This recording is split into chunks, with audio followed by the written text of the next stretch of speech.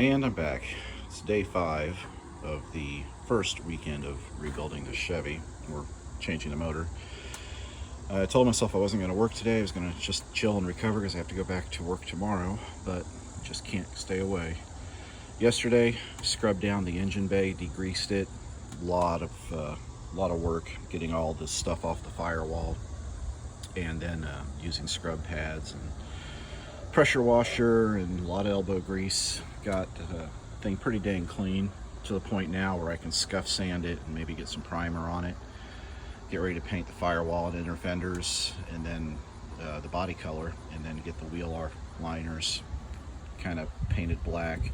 There's still a lot of stuff around the wheel liners that if I spray painted it, it would just get on it, so I may have to brush paint that. That's no big deal. I'll use some good rust preventing Krylon on those. But yeah, so got the work done. This is still a bit greasy. I have to do some more work on that before I put the radiator in and get some paint on it. The core, the cradle, whatever you want to call it, cleaned up pretty good. Of course, being an old truck, it had tons of oil leak and grime on it, and had to scrape and blow all that off, but came around pretty good. Pretty pleased with the results. You see, you got the wiring harness off the firewall just dangling there. Got to figure out what to do with that. I really don't want it just laying around because, as I said in the other video, it's 80% useless.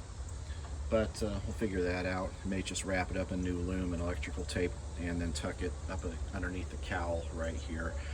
Chevy did us no favors by looming this through the junction block over here underneath the steering rack. Why they didn't just take that up over and attach it to the firewall and back down to this block, I have no idea. That's just silliness right there. It doesn't make any sense whatsoever.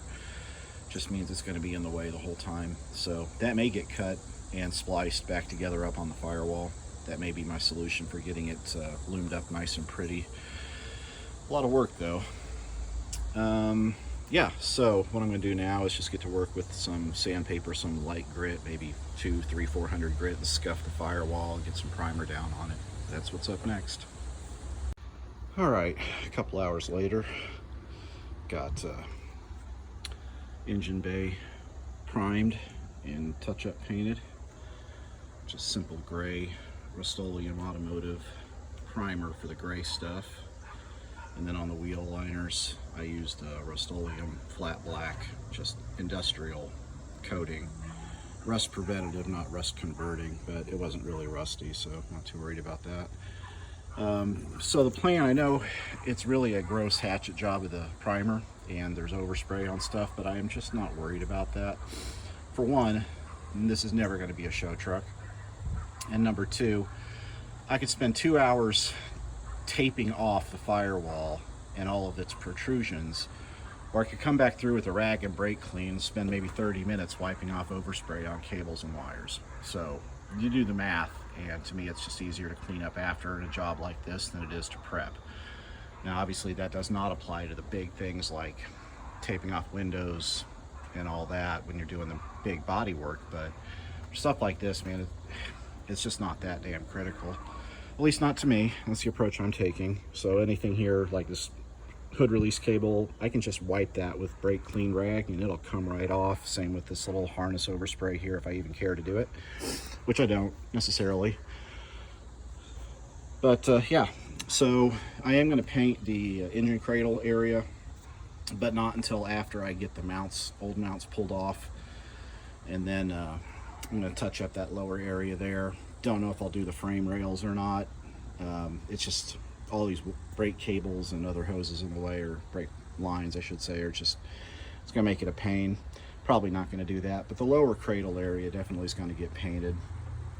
And so what the plan is now that I have this primed is I'm going to order up some of the color I'm going to use on the truck in a spray can. I've already checked and it's available. It's a factory color from another manufacturer, and it's available in spray. So I'm just going to use that on the firewall and the inner fenders, and it may not exactly match the body color when it's done, but the hood's down, and when you lift the hood up, you're never going to tell, or if you do, it's just going to be so slight that it won't matter, but it'll look good because you'll have the color inside the engine bay as well. I did paint the cowl area, prime it, and I'm going to paint this area body color too. when the time comes. So it'll, even with the cowl on it, anything that does show through, you'll be able to look and see body color. The radiator core support area, I've started painting it, but I got to do some more scrubbing and get some oil off of some of these areas. Like, should have pulled this EGR canister off already so I can get in behind there, but I didn't. I'm not going to worry about that right now because there's still work to be done. This is a pretty good start on this, and everything I wanted to get done on this vacation session right here is done.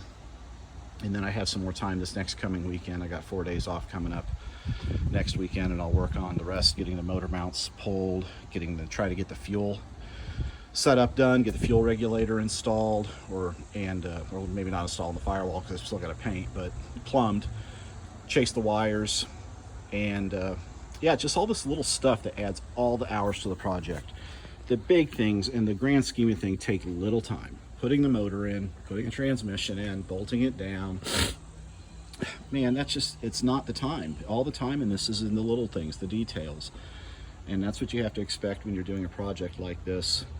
And so I'm budgeting for that, I'm accounting for that, and I've done a fairly decent job of holding myself in check. As far as not getting ahead of myself, I did it only a couple times and they weren't major disasters. So all in all, very happy with the way this is coming along, and I hope you find some enjoyment in these videos. If you do, please like, share, and subscribe. I do appreciate. I'm actually at 100 subscribers now, so yeah, triple digits, woohoo! And look to get a few more so you can follow along on this project and see it when she is on the road. Well, thanks for tuning in. We'll see some more videos coming up next weekend, and y'all have a good day.